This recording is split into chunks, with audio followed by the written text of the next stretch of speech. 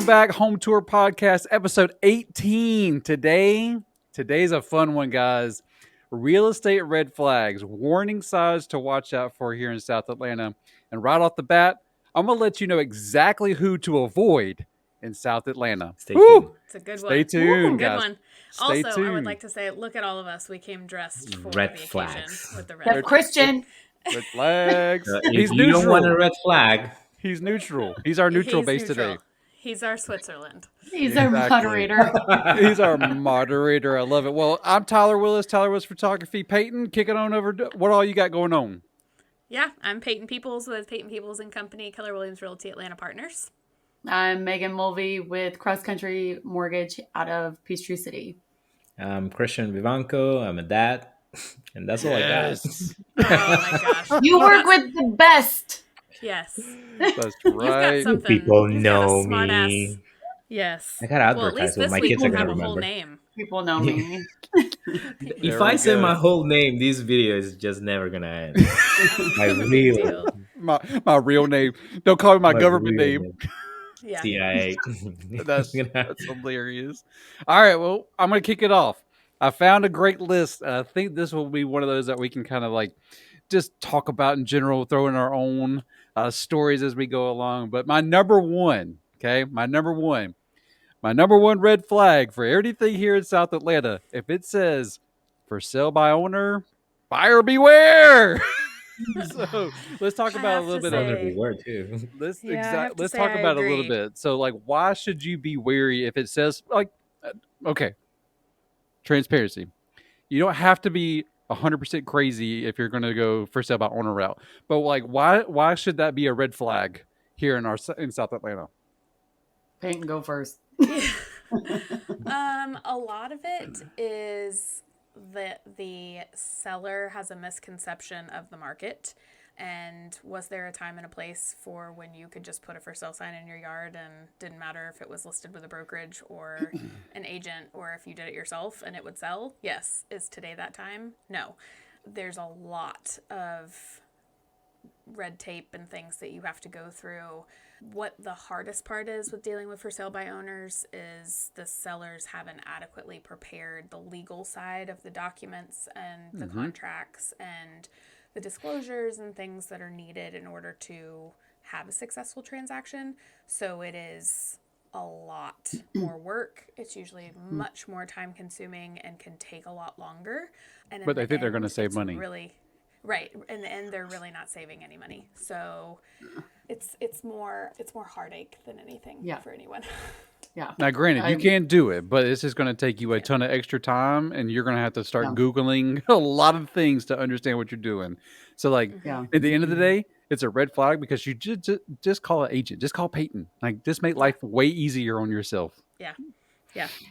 Even on the lender side, I mean, for us, it's the same. I mean, communication's a nightmare because it's us doing more work. It's us negotiating. It's us being an agent when we're not being paid to be an agent. Like it's us trying to get the correct contract or get the seller's signature or get the whatever it is. Like that's always a nightmare. And so, I mean, everything from that to scheduling an appraisal, like it's just, it's always added work for everybody. Anytime that it's for sale by owner, especially, I mean, God help us when you're dealing with somebody wanting to buy that house, like it's a shit show basically. I mean, on our end. And I'm just going to I'm going to go ahead and throw this out there too. You contact anybody in my profession, we charge 3 times as much on the listing photos because especially if you're going to try to do it properly. Most of the people in my circle, we're going to charge more, up to 3 times as much because one, you're going to have to we're going to have to stage everything. More than likely, it's going to take us 2 to 3 times as longer at property because we're going to have to wait on you to move stuff that you didn't think was like making the area cluttered. And another one, we're your only source of marketing. And so, of course, we are going to charge you for those services. And so, just go ahead and call an agent. Like they build that into their budget. And so, like you're already not saving money off the bat by calling a professional real estate photographer. Like I'm just going to be blunt. Yeah. So, and a lot of times what's going to end up happening on the real estate side anyway is that you as the for sale by owner, as the seller, you're still going to have to sign a document that says that the agent represents you as a customer, not a client, so that we can even get the paperwork done. So that doesn't mean that we have your legal interests in mind, because our legal interests lie with our client, not our customer. Bingo. Our client is the buyer. So you're still going to be working with an agent 9 times out of 10, and you're still going to have to sign paperwork that says that. But ultimately, what sucks the most is that agent is going to end up doing the work of a listing agent and a buyer's agent, and still only making the buyer's agent compensation, which in for sale by owners is usually discounted anyway. So it's a lot. When I say it's a lot of work, I mean it's a lot of work. Yeah, a lot. And when you're not there, that work falls onto everybody else. Right. Else's lap. The attorneys that are working double, because now we have to fix 10 mistakes that the owner did. And on our side, DocuSign is very important. It makes things easier. I remember I had 2 months ago, I had a for sale by owner. Ooh. We pushed closing 3 times just because, wet signatures. I had to go drive to people's houses, 2 sellers, one house, then in the following, make sure all the dates match. Like it was a nightmare. And they sold the house. The house was in good shape. There were not repairs, but the seller definitely lost money, left money on the table. Oh, 100%. He thought he did a bunch of money. He did well. He bought the great opportunity, and then he sold it at an even better opportunity, but he left money on the table. The appraisal came back at least 50 grand higher. See, but I'm doing it because I can save money. Yeah. Can you? No. Okay. My next one. This is a juicy one for me because I always look at these and go, nope. Okay. So if a listing, another red flag, if a listing does not have interior photos of the home, red flag. Especially if my favorite one is if an agent puts out pictures coming soon or professional pictures coming soon. Are they really, or are you just trying to buy time? Yeah. Like, Right. what's really going on here? Yeah, that could be a 2-sided thing, because either they think that they're going to get multiple offers and they can save the money from paying a professional photographer from coming in, and so then they would never even have to take the pictures, or they waited too long to contact a professional photographer to get on their schedule, and they couldn't find anyone to take the pictures prior to going live on MLS. I will say our contracts are very specific in Georgia of when and how we can market things. So there's a window of time that we have to market before and after, or before and during the contract itself.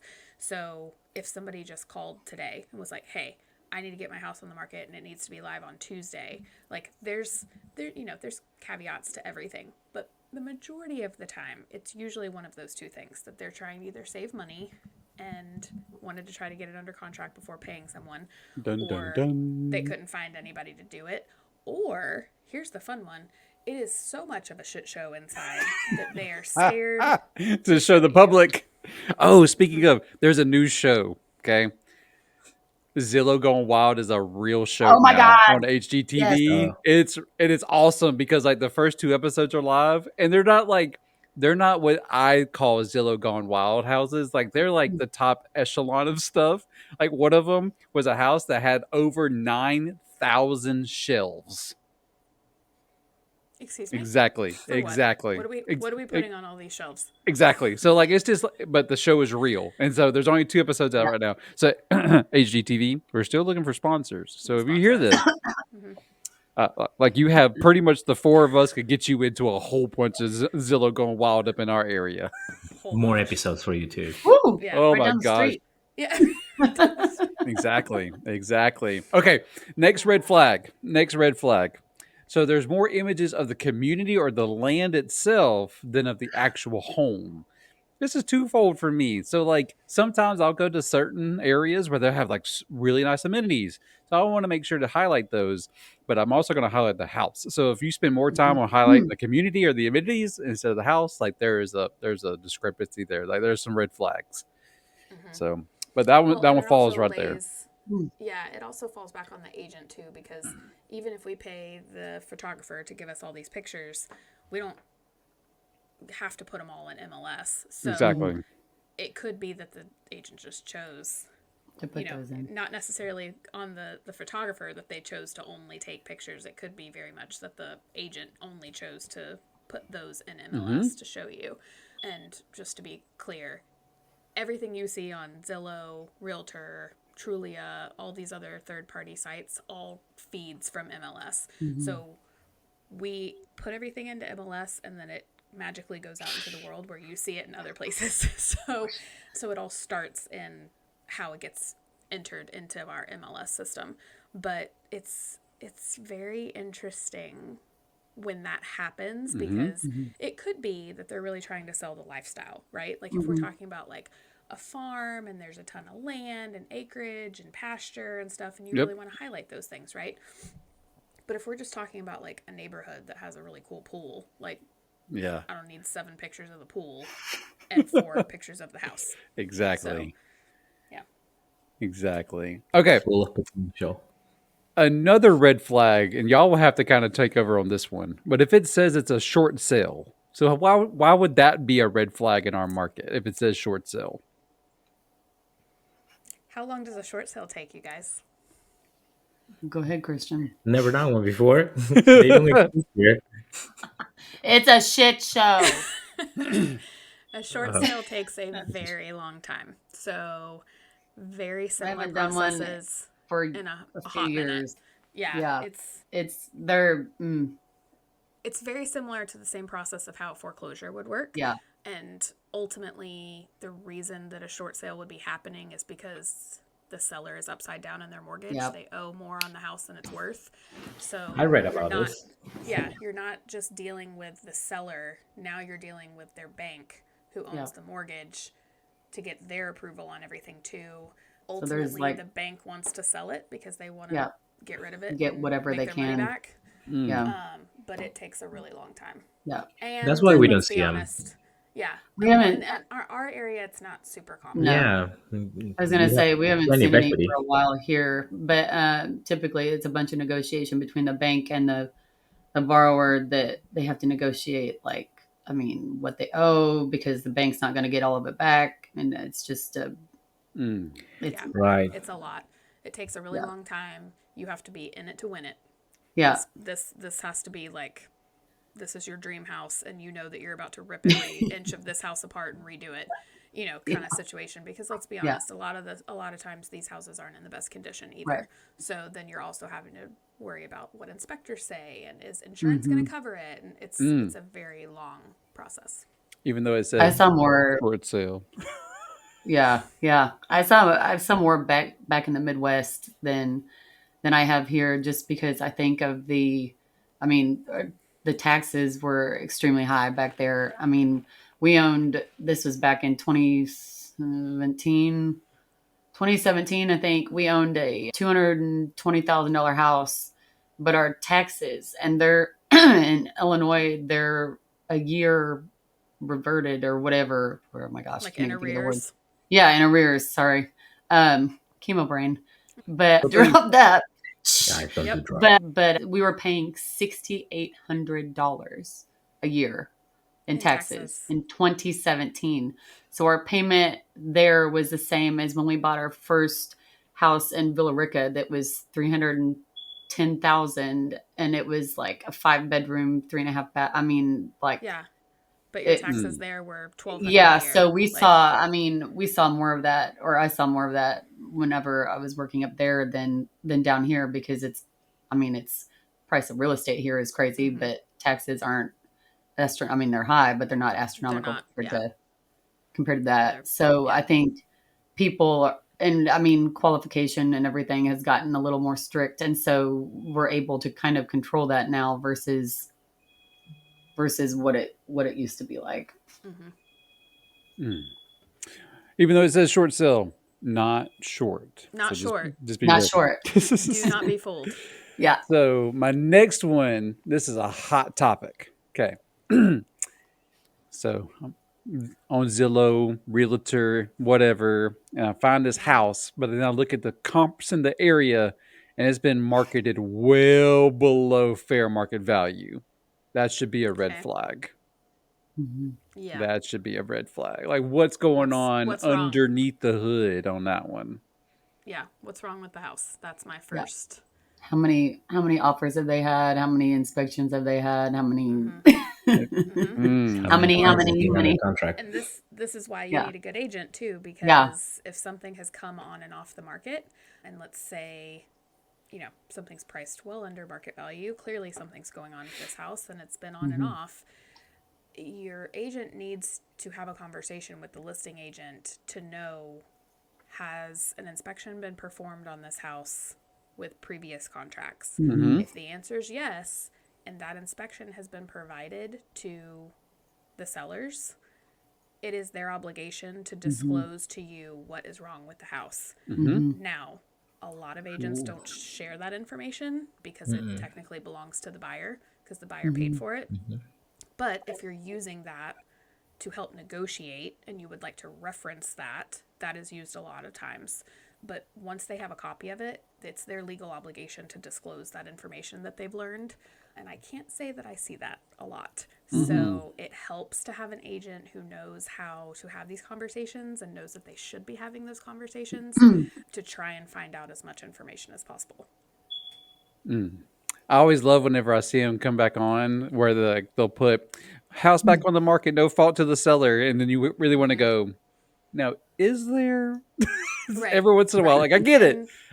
But like, you just go, what happened there? A lot of times when you see that, or at least they tell you that it was the buyer's financing. Something happened with the buyer's financing. They couldn't qualify.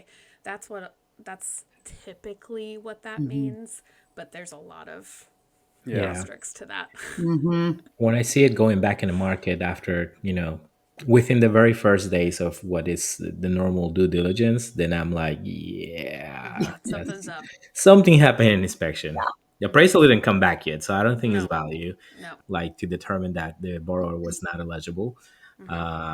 For 7 days, I mean, I gotta say, somebody lost a cat or something, and they're like, I'm out. Or man, he needs a new roof. He needs a new everything. New everything. It's a new owner for sure. For sure. Okay, next one. This one could be a red flag, or it could be you just looking at new construction. So, a lot of homes for sale in a neighborhood. So, what happened? Did something happen within the last 6 months for everybody to go, hey, we're selling, this area's crap? Or like, so that can be a red flag, but at the same time, you just need to know, like, am I looking in a new subdivision that they just put up 15? Let's kind of dig in. Why could a lot of homes for sale in a certain neighborhood be a red flag? HOA. The HOA is the first thing that comes to mind, that the HOA is doing something shady and everybody wants out. But most of the time, if I see that, it's not necessarily a red flag. It's more of a, let's poll the audience and see, like, are we talking about, like, most of the houses that are up for sale are probably bigger homes and now their kids have graduated and they need to downsize? Or are we looking at, people are now needing to be in a single, story house because they're older? And I'm trying to look at that a bigger view than just like, what's wrong? But a lot of times if there's an HOA, that's my first, like, what's going on with the HOA? Like, who did what? That's when you do like your FBI skills to figure out what's going on. But outside of that, you really need to be able to take a bigger view as to who the people are who are living there, who's selling, who's buying, what does the market look like right now? Because it could just be a really good time to sell. And it could just be that a lot of families are just like, that usually happens in all neighborhoods. One sale triggers the other one because they're like, oh my gosh, do you see how much money the neighbors made? Yeah, exactly. We should move to Florida. Yeah. It's always Florida. Yep. Yeah. And especially in our area, May is listing season nationwide, but especially in our area because they've got that last kid that's finally out of school. They can finally get out of that downsize, whatever they want to do. But like May, especially, is whenever a lot of stuff starts happening, and here in our neck of the woods in Coweta, Fayette, and Henry counties. So Yes. Yep. Payton, is downsizing real these days? And our side is not. I feel like it is subjective. Okay, so at least what I see. So let's take Laurelbrook for an example. That's the new construction neighborhood that I sell in, and these are not small homes. They're not small. They're still large homes, typically 3 to 4,500 square feet, right? So like that doesn't feel downsizing to me. That feels like a normal size house. But what I'm seeing is a lot of families who have lived a very lavish lifestyle in a 8 to 12,000 square foot home. This is very much downsizing to them. What I'm not seeing so much of outside of that is older families like really downsizing. They're either choosing to like move to Florida like or go into like an assisted living, senior area, and then they leave their home to their kids, and not necessarily to sell it. They are basically transferring the title to their child, which I've seen a lot of lately, which is another way for other generations to just pass on wealth. So it's very subjective. Right. On our side, people that bought a house and they have plenty of equity and they're like, okay, our kids are going to college. We don't need this 5 bedroom anymore. Let's go buy a 3 bedroom. And they put their house on the market. They find the house that they like and they go on the contract. They go on the contract on the other house and they realize, holy moly, our payment is higher. And they're like, you know what? I mean, we're getting more equity every single year because it's a percentage anyways on the bigger home, even though mortgage is less. So they're like, let's just stop everything. We'll stay in our 5 bedroom. So I don't really know if downsizing is a thing these days. Yeah. There are so many factors in it. It's like, I know you don't need such a big of a house. Maybe cleaning it, and you're by yourself, Right. then I will be like, okay, you're actually better off by going in a smaller home. Maybe you have the ability to pay cash for it and don't have a mortgage anymore. I don't know. Right. So maybe you may be saving in utilities and the time you spend in the home fixing it or things like that. I don't know, but like my neighbor, he's been trying to sell his house because his kids are going to college, and he's like, he puts it in the market and he's like, oh my gosh, what am I doing? Like, I'm trying to go to a 2 bedroom and it's so difficult to pull the trigger. Because we bought our house for so cheap and it's worth so much and we want to put this money into an RV, and now it's like, holy, do we stay and just give up the RV dreams? Yeah,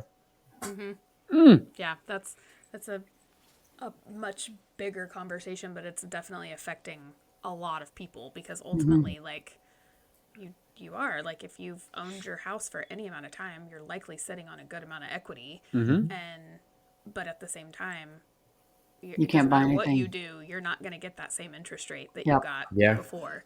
So, or the same price of a house, like you're going to pay so much more for a smaller house than probably what you even paid for your house to begin with. So it's just like, what the crap. It's a huge psychological game. Yeah. Okay, so the fun ones are now going to begin.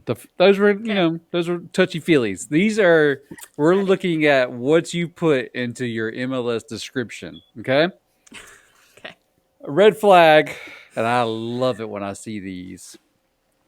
They use a whole bunch of like big talk, flowery language. So like, if it's filled with all these filler words. And so, like, if I'm going through and I'm reading, like, if it doesn't tell me, like, how many bedrooms and baths pretty quickly, but I'm in a cozy, quaint neighborhood, these kind of things, like... I'm looking at one right now. Yeah. So, I mean... Enjoy your movie under the stars on warm summer nights under the hanging lights. See? Jesus. Oh, stop. Chat GPT, thank you! Yeah. Right. Sorry. That's AI. Yep. So, like, those are red flags for me because obviously they didn't have a conversation with the seller to kind of help write something. and they just like plugged in some keywords into like an AI generator. But like those are some that I generally start shying away from if I start seeing those really big kind of like filler descriptions. Well, and How it about doesn't y'all? tell you anything about the house. It just like tries to flourish a sentence. I mean, so you can't put lipstick on a pig and make it pretty. I mean, That's my job. it's not. Yeah, that's true. Yeah, You make most everything of, look pretty. Plastic surgeon. Yeah, most of the time when you're for looking at homes. things that say like cozy, that typically means that it's too small, that there's little to no natural light, that it's dark, it has low ceilings. Those are the kind of things that I equate with Exactly. cozy. It has potential. You're about to drop all the money to get it to what you want it to be. Efficient can be misleading, but don't say that. the way that I see it used more often than not is when people are trying to allude to like there being really tiny closets, or that they're hoping that you're a minimalist, so that you don't have a lot of stuff, so that it's efficient in its design because there's nowhere to put anything.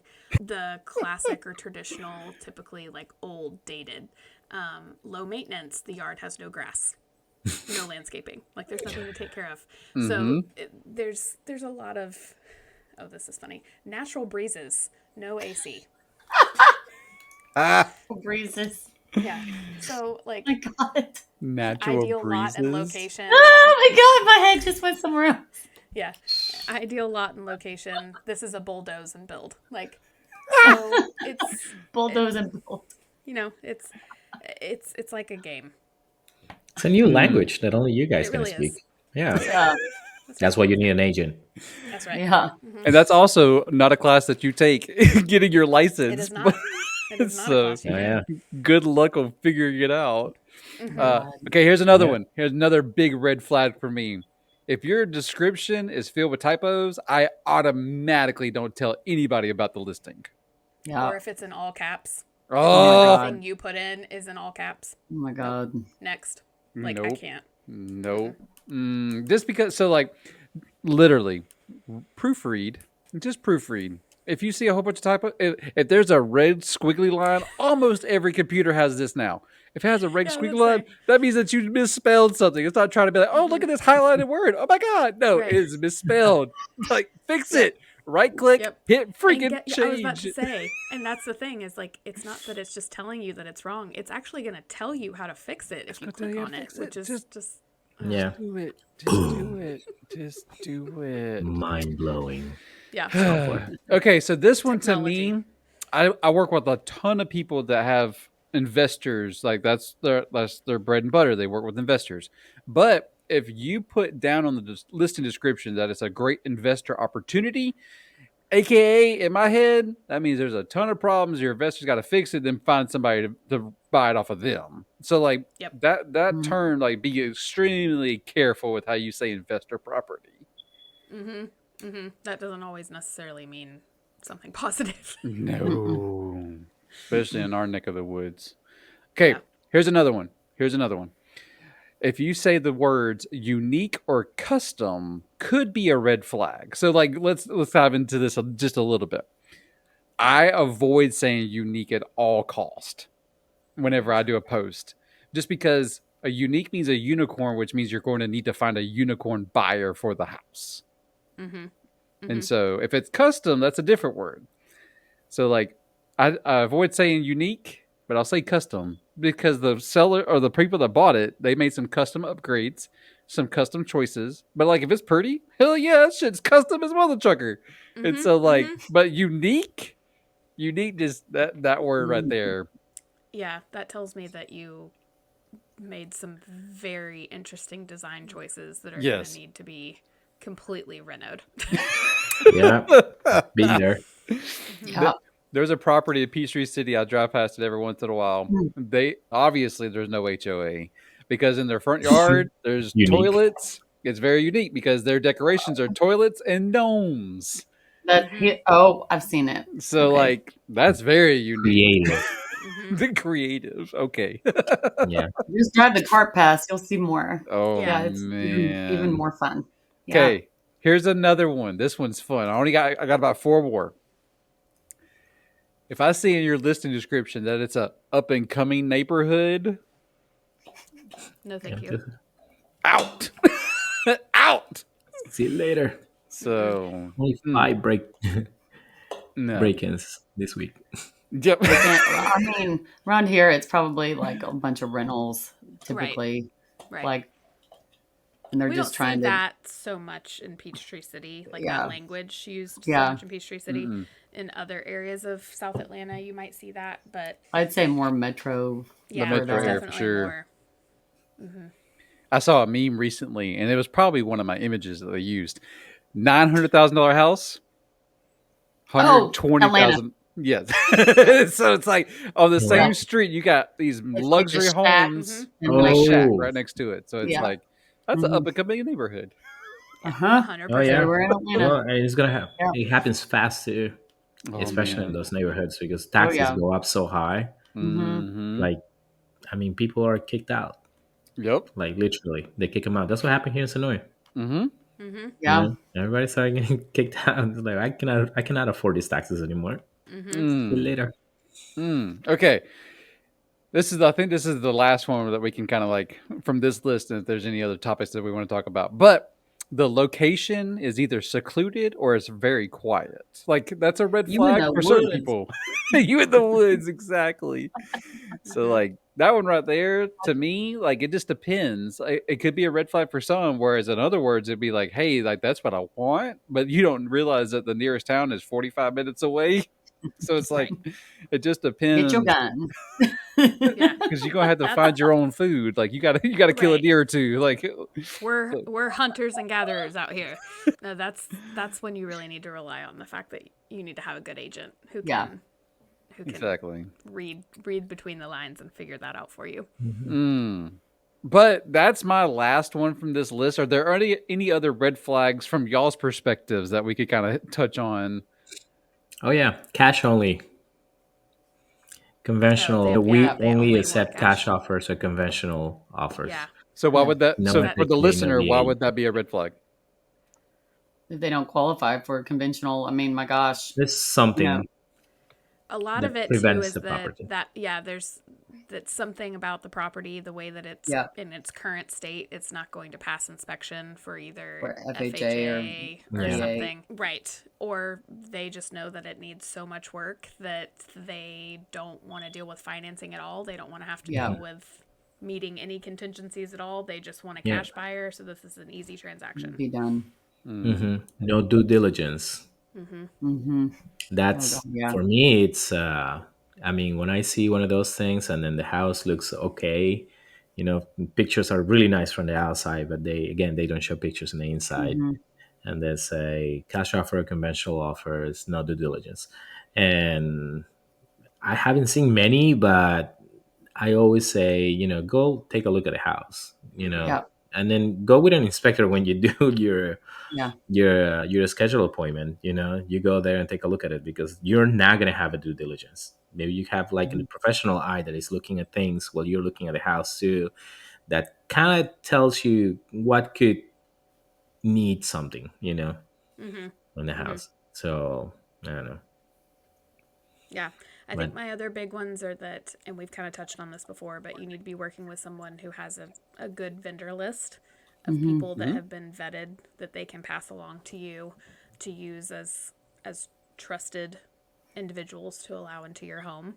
I would say that even doing your own research on social media isn't enough at this point because I have seen a lot of companies making people sign NDAs when things go bad. And so then people aren't allowed to share their negative experiences with companies. So even doing your research in that way, or even going on Google, the same thing would apply there. People can't post anything negative if they were forced to sign an NDA. Right. So, and that happens more often than not. So I would just very much encourage people to work with a team of people who has trusted vendors in place that when they say this is who I would personally call to bring into my own home, that's a trusted source of good reliable work that you can count on, that's not going to come back and bite you in the ass later. I got one, and so this isn't particular to something for our circle, but like I was working with an agent just a couple weeks ago, and it was like their team meeting, and they were talking about how a transaction was just a fraudulent transaction because the seller of said property had completely duped the profile of the person that owned the piece of land. And so they had said that they were the owners of the land, but they did not allow any like face-to-face communication. It was all by email or text. And so the day of closing was the first time that they had actually seen the person over video. Okay. The seller was in Florida. And so transaction went through. Next thing you know, 20 minutes later, they got a phone call from the actual owner of the property who said, "Hey, I just saw this pop up on my transactions, and what happened? Like, I own this piece of land. He had set up all this stuff for this piece of property, so that's why I got notified."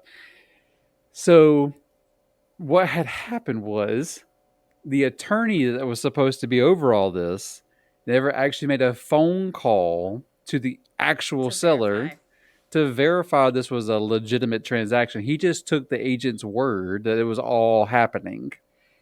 And so, like, the person brought a buyer, they bought the piece of land from who they thought was the actual seller. So, like, there's just so many red flags if people aren't willing to have either a face-to-face communication or via video. Like, yes, things can be faked over video, but, you know, if they're not going to have that conversation with you, that's also a red flag. Yeah, absolutely. Wow. Yes. And that's happening a lot. Like, there's a lot of times that freaking easy to do it right now. Right. Well, and, you know, people wire money and don't pay attention, and then it's gone forever. It's gone. There's so many things that you have to pay attention to. That's why, I mean, even pre-qualifying people, like I've started setting up, like even since I've been home with all this, like I've started setting up like a Zoom call or whatever, or Teams, whatever they have. Because if you have that conversation with them, well, you get their loyalty more, but you also see them and like you're able to see their, like I have them hold up their ID, like because I'm like anymore. Yep. I mean, you know, but that like brings validity to the whole situation too. I mean, it's scary, like all the things people are doing now to create any kind of fraud in this business, and it's one of the top like fraudulent businesses right now that you can do because they can make so much money so quick if they are successful. And they're gone instantly. You will never find instantly. Yeah. Instantly. Once that button's clicked, it's gone. It's over. Gone. And I love the fact that that's why Eric Schleppian, shout out, in his emails, there is a gigantic list. Yep. And it's all highlighted. Don't accept money. Like, we don't accept this. There's so many steps. Like, if you don't read it, if you don't take time to read that kind of stuff, that's on you. So, like, there's so many steps that people put in place. With his office, it's anybody from his office that's all attached. So it's literally right in their face as a borrower. Like, call and verify, you know, the wiring instructions, call and verify. Like, don't send it to anybody else. Like, I mean, he's got the whole list. Yeah. And still, he deals with people that fall for stuff. Just the other day, we were recording with him. He was telling us about a horror story about somebody that fell for it. And he was just like, like, you can only do so much to try to help people. Yeah, I do get emails once in a while saying urgent, send closing disclosure to this email, or send closing package to this, reply, we didn't get it, send it again, try this new email, all the time. I mean, it's just sad. It's scary. Crazy. They're desperate. Yeah. Ridiculous. That's scary. Yeah. Well, for me, guys, that's all my red flags, unless y'all have any more. I'm pretty sure, like, without dropping like the legit names of people, like, I'm pretty sure we cannot do that, people. We cannot do that. So don't call, don't text, don't email. Nope. Don't ask me. Don't ask any questions. My lips are sealed. But I think that's all we got for the day, guys. Yep, I think that's it. Cool. Christian, any Yes, closing thoughts from last second red flags from you? Like, what's like the number one kind of red flag that you would see on your side of things, just like as a closer? I guess biggest red flag would be, give me a second on this one because I can think of a lot, but nothing like this super relevant because there are some crazy stories out there. Look, biggest red flag: you have repairs that are pending. They said, repairs will be completed by closing. Uh, you know, That's a good that one. I actually encountered this a few times already, where the listing does say we will repair this, and they just post the pictures, what is supposed to be repaired, but they keep delaying the repairs till closing because the appraisal does not ask for those repairs. Oh, The yeah. the repairs could be something cosmetic, and then you're selling something that is supposed to be fixed and stuff like that, and then it never gets fixed. That's a good Maybe a one. wall that is super dirty, and then you have to paint the whole thing because that paint is from 1975. They don't want to spend $5,000 on that thing, and just Right. painting just one wall is not enough. You have to paint Mhm. the whole thing, and they don't do it. There you go. And That's a That's then good good. one. since we don't ask for it, I mean, it's just Mhm. between the seller and the buyer, Ooh. Yep. I guess. So I've seen one of those not long ago. That's a good red flag. Yeah, That's a good red yeah. flag, So though. yeah. So, and then, we're not involved in that since the appraiser doesn't really ask for that to be completed before closing. So sometimes, we don't want to participate in that. So we ask for a whole harmless. And then, I mean, the borrower needs to sign it. Either want to close. And then since they are a week before closing or 3 days before closing, they're like, oh my gosh, what should we do? Do we push closing? It's gonna cost us more money, or I mean, do we just sign it and then whatever? I mean, Mm. we're effed. Mm. You know, That's a good one. like, That's a good and you one. This need a good industry is so agent. fun. Yes. Yeah, But Good agent. this is why you find your trusted local experts and you Mhm. continuously hound them with questions. That's right. hmm That's what we're here Don't for. don't go on yeah, Facebook and be like, I need a recommendation for no, just call your Oh Don't do it. freaking expert that you've already got a yeah, relationship with. Just don't do it. Don't do it. Yes. yeah. Yes. Don't do it, Yep. people. Don't do it. Yep. But that's going to wrap it up for episode 18, real estate red flags that you need to watch out for here in South Atlanta. But stay tuned. We got lots more coming up, guys. A lot of fun episodes coming up soon. So until next time, see ya. See ya. Peace out, Bye. guys.